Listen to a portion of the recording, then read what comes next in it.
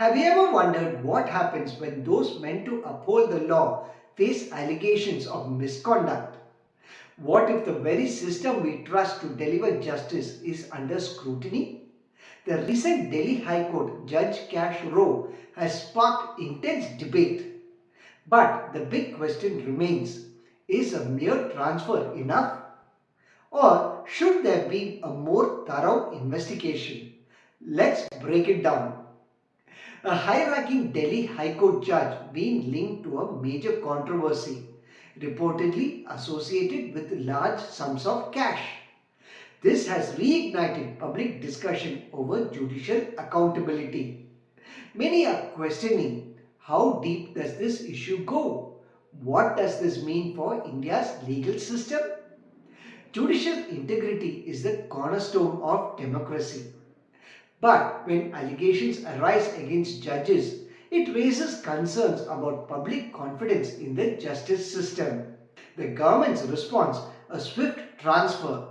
But would this actually address the issue? Or is it just a procedural measure? This isn't just the first time judicial integrity has been questioned.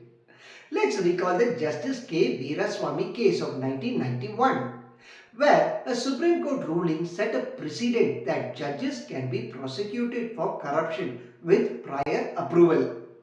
However, how many such cases actually lead to legal action?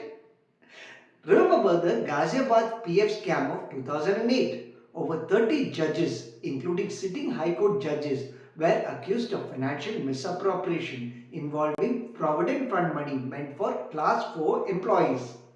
The case extended over years, but how many were held accountable?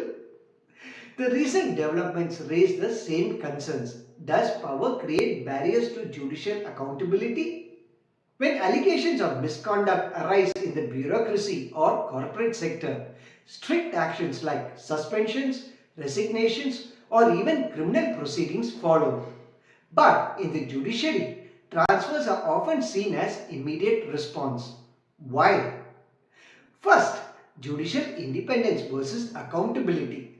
Judges enjoy high level of protection under Article 124 and 217 of the Indian Constitution to safeguard their independence. But does this protection sometimes limit necessary oversight? 2. Past transfers as procedural responses. From the Justice Kannan case of 2017 to various internal judicial conflicts, transfers have been used as a procedural solutions rather than the mechanism to resolve underlying concerns. 3. The bigger picture. Does a transfer truly address concerns or does it merely shift the matter elsewhere? If the judiciary wants to maintain public trust, merely shifting a judge to another bench may not be sufficient.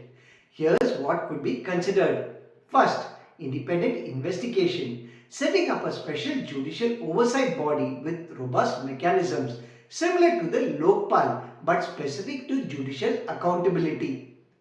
2. Greater transparency. Ensuring that inquiries against judges are conducted with due process while balancing judicial independence. 3. Legal consequences where applicable. If any government official under investigation faces due legal process, should judges be subject to similar scrutiny where required? 4. Public awareness. Strengthening transparency in judicial appointments and disciplinary procedures to reinforce confidence in the system. The issue isn't just about one judge. It's about ensuring a system that is fair and accountable while preserving judicial independence. If concerns arise at the highest level, how can ordinary citizens trust the process? Shouldn't judicial oversight be as strong as it is in other institutions? Or is there a need for reforms that balance fairness and accountability? Now, I want to hear from you. Do you think transferring a judge facing allegations is enough? Or should there be a more structured approach? Comment below with your thoughts. If you found this breakdown insightful, hit the like button, subscribe to the channel and share this video because an informed public is key to a stronger democracy.